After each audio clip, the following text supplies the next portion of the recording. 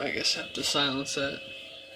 The National Weather Service in Chicago has issued a severe thunderstorm warning for Ford County in east central Illinois, southwestern Iroquois County in east central Illinois, southeastern Livingston County in central Illinois until 3:30 a.m.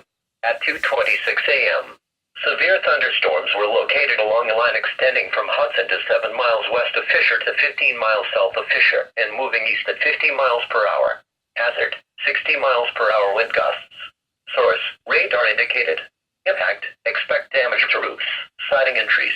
Severe thunderstorms will be near Gibson City around 2:45 a.m., Paxton around 3 o'clock a.m., Chatsworth around 3:05 a.m., Piper City and Buckley around 3:15 a.m., Cessna Park around 3:20 a.m.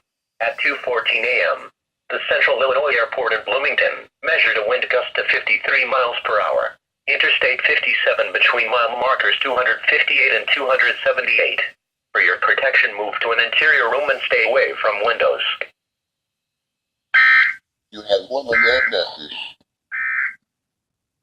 The tornado warning for northeastern DeWitt, Piatt, and southeastern McLean counties has expired.